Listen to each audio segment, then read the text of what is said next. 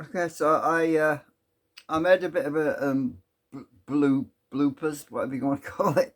I'm not sure if I'm making bloopers to be honest or not, but the when I was every time I've been flying my drone, I can't see the screen. Right, it's just black.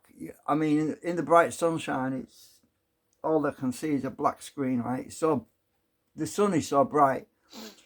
My bloopers was that I'd recently turned my phone to energy saving mode.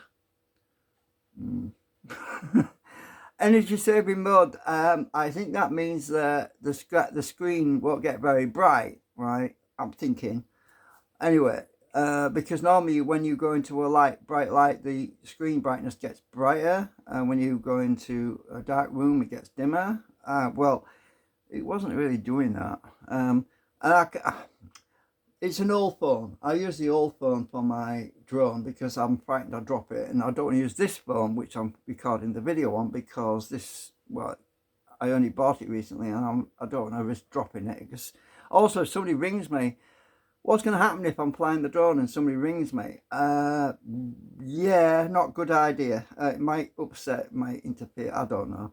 But anyway, so I was thinking, right, if I set I've set the phone back to performance mode, so I'll do another flight, test it in performance mode at some point. But I have come to the conclusion the best time to fly my drone really is either early morning when the sun is still low in the sky, when it's not too bright, or later on in the evening when the sun is still low in the sky, because when it's directly overhead shining down on me, that's when I can't see a damn thing. I couldn't see the freaking icons yesterday. So that video I did when I was outside, I mean, it's not because I've got eye problems, yeah, but that was nothing to do with my eye problem. That was simply the fact that all I could see was a black screen, right? I couldn't see nothing. It was just black, right? And I asked that guy, and he actually came over and he looked and he put his hands around like this to look at the phone. I think he was doing that because I was holding the remote control and my hands were full anyway. So it's difficult. You can't really do that with one hand. You need two hands to do it. Now I'm holding the remote control, right? So anyway, so he had a look and he was able to make out what my battery life was left. And I actually got this other battery and I haven't even tried it yet. So I'm going to charge that up at some point and test that. Now, I don't know what the weather's going to be like in the next few days, but I don't want to charge it up right now because we might have another week of rain, and it's not good to leave lithium batteries fully charged when you're not using them. It's best to charge them up the day before you plan to fly.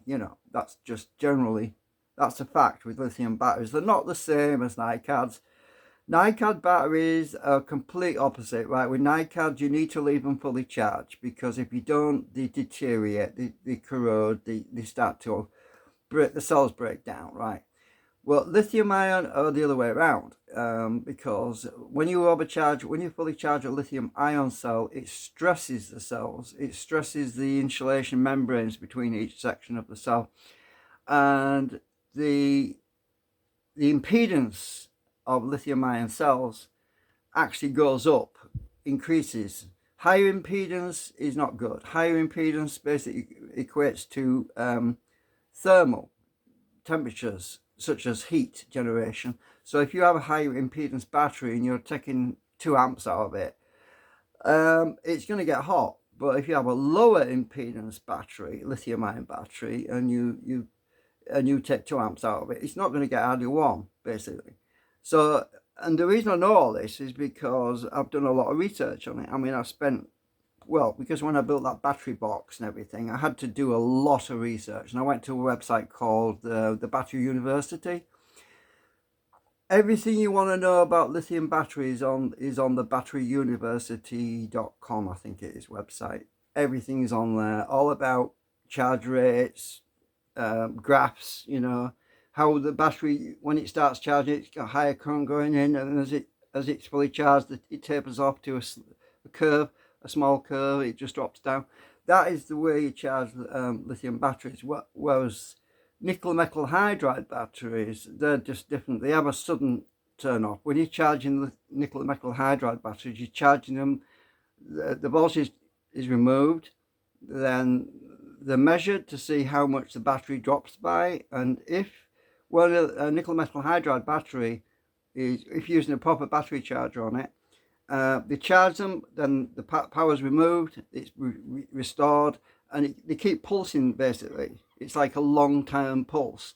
And once you get to a point where the battery can no longer get any higher in voltage, and it can, and when you remove the power, the charge voltage, the battery doesn't drop too much. It constantly drops to the same amount. That's when the battery's full.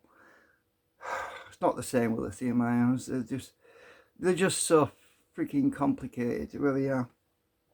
Anyway, I just wanted to do a video about that because my friend was my other drone. I'm trying to get rid of it, and a neighbour's got it right now. He's trying to sell it, and he said to me the other day, he said, well, oh, if you like, I'll charge these batteries up. And I said, no, don't do that. Not a good idea. He was going to charge them up to store them. And I said, no. I said, best to leave them 30% charge, because it just ruins them. If you fully charge them, the next time you want to use them, all you end up doing is cooking the batteries, really. When you put a load on them, they just get really hot, and that's not good for lithium batteries at all. That's when you have risk of fire, by the way, when they get hot. So normally if a lithium battery starts to generate a lot of heat, that's the time you need to get rid of them and replace them with a new one, right? Common sense, really. Anyway, I mean, obviously they're going to get warm, warm as in you can hold them in your hand you can clasp them in your hand without burning your hands.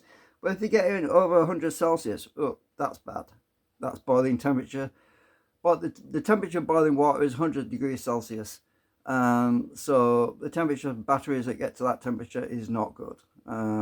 Even worse if it starts to melt the plastic. Oh, that's, yeah. Yeah, I would start running at that point. Yeah. Anyway, I was just wanting to give you an update on what's going on right now, and yeah, I'm actually charging my other batteries up right now. I don't know if you can see it over there. I got it on the charger. It's blinking light, blink, blink, blink. So I'm charging up my other battery at the moment. I've measured the weights of them as well, because I want to make sure the weights are the same. Oh yeah, my drone's across the room at the moment. It's on the little table. Oh, what was it? Over there. So I was just checking it out. Oh, guess what? It came up with firmware update failed. And you know what that is, don't you? Because my internet's crap during the day. So I'm going to have to power it up tonight, because I think it's trying to look for an update. Well, that's interesting. Yeah, I've never seen that before since I had it. It's never asked for an update before. Well, I hope it's not going to mess it up. I hope it's going to be just as good. I hope it'll be better, actually. Maybe it'll update that horrible screen where you can't see the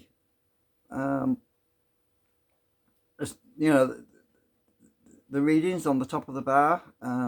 You just can't see them during the day when it's bright. The fonts are so freaking tiny. Maybe they'll make fonts bigger or something. I don't know.